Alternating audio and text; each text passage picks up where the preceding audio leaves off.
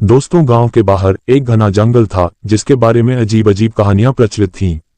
कहते हैं रात के समय वहां से अजीब चीखें आती थीं, मानो कोई दर्द से कराह रहा हो। गांव के लोग वहां जाने से डरते थे, लेकिन कुछ युवक इसे महज अफवाह मानते थे। उस रात घनघोर अंधेरा था, तेज हवा चल रही थी और अचानक जंगल के अंदर से एक दर्दनाक चीख गूंजी। गांव के 3 लड़के रवि, दीपक और समीर, जो हमेशा रोमांच की तलाश में रहते थे, ठहाके लगाते हुए बोले, आज तो देखना पड़ेगा कि ये चुड़ैल वाली कहानी सच है या सिर्फ बुजुर्गों का वहम। वे टॉर्च लेकर जंगल में घुस गए। पेड़ों की टहनियां हवा में सरसराने लगी, पत्तों के बीच से अजीब फुसफुसाहट सुनाई देने लगी। उनके कदमों की आवाज के साथ ही जमीन पर सूखे पत्ते चरमरा उठे। रवि ने हंसते हुए कहा, कुछ नहीं है यार, बस हवा और जानवरों की आवाज है। लेकिन तभी उनके ठीक पीछे से किसी के पैरों की खटखटाहट सुनाई दी। वे पलटे, लेकिन वहां कोई नहीं था। दीपक ने टॉर्च की रोशनी घुमाई, पर चारों ओर सिर्फ घना अंधेरा था। चलो वापस चलते हैं, ये मजाक अब अच्छा नहीं लग रहा, समीर घबराकर बोला।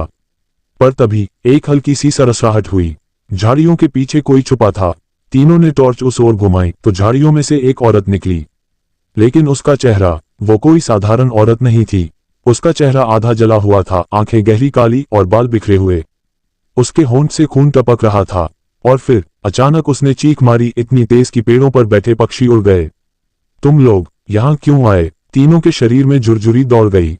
लेकिन इससे पहले कि वे कुछ कर पाते, वह औरत जमीन से कुछ इंच ऊपर उठ गई, हवा में तैरती हुई, और उसकी आंखें लाल हो गईं।